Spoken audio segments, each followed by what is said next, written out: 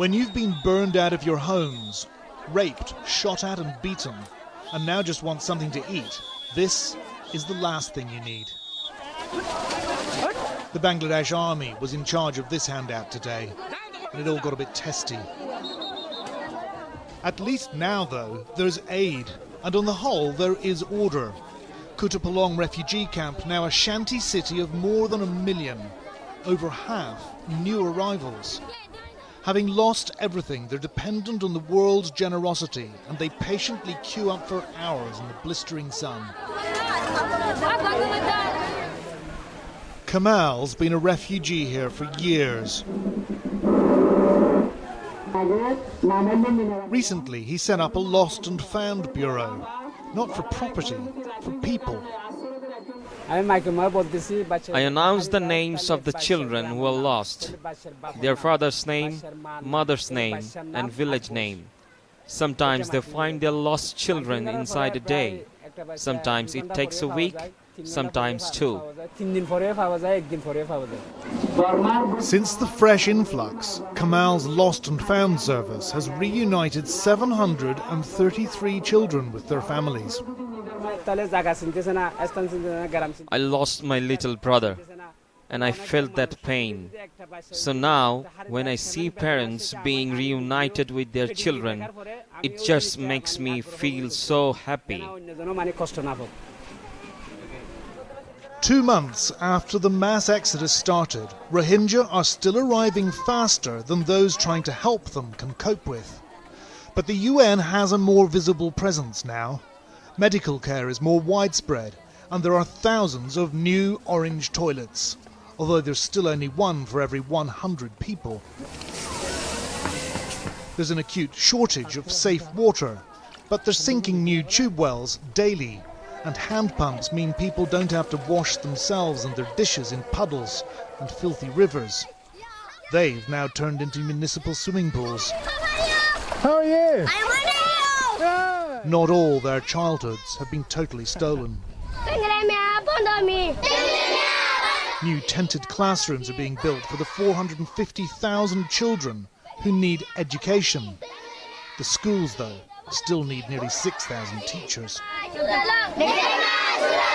Now that the monsoon's drying up, makeshift shelters are springing up all over the floodplain of this river down here, and you can bet that within a few weeks this will be covered, only to be flooded out again come the next deluge. On the face of it, though, it's a lot more organised than it was, yet half of the 603,000 Rohingya new arrivals have yet to be reached by healthcare and by decent shelter. And you don't have to walk very far before you bump into the most vulnerable people of all. Sometimes you find sick people running high fevers just by the roadside. We walked deeper into suburban Kutupalong, where there's a frenzied construction boom.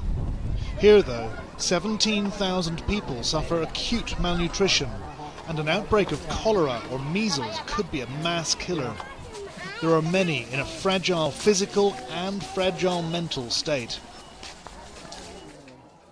Syed, a farmer, is 55 but looks 80. My tongue's dried out, my whole body's on fire, he said. He told me he hadn't been well before he left Burma. I took shelter under a mango tree near my home when my whole village was set on fire. My wife had to sell her gold earrings and hire 5 people to carry me. After reaching here, I just got sicker. I can barely eat. Everybody is poor like me. Nobody is going to be able to help. I used to be able to walk and to do everything for myself, but I no longer can. Oh, my son, my body is burning. Please help me. We alerted an international medical charity. We found Rashida and her family sitting in a heap. They'd arrived last night and hadn't eaten. Rashida is 7 months pregnant. These are her children. She said their father was killed by the Myanmar military who'd fired a rocket into their family home. It was really painful to make it to Bangladesh. We went into the mountains in the morning and we hid until dark before we could start walking towards Bangladesh. It was very muddy and I fell over several times while walking. After 3 days I reached another village. I was exhausted. We had to stop in so many places on our way to Bangladesh. Being pregnant, it was really difficult for me to keep walking. It was so painful. The UN Children's Agency runs 9 health centres for pregnant women and those who've just given birth, offering care and counselling. 50 infants are being born every day into this harsh existence. UNICEF has received just 1/10 of the £60 million it says it needs to sustain life-saving services. Most of them who comes to the healthcare center, you'd find them speechless. They would just be looking at you, staring at you as if they don't know what to do. First of all, I feel that they need that kind of counseling, that kind of assurance that you are in the right spot and you'll be taken care of. So after that, they will be, they can be screened for whatever their health needs are or can be, But if you can't get their trust, then nothing would work. They need to believe you. Even if the exodus of Rohingya does finally slow down, the population of these camps will continue to surge ever upwards.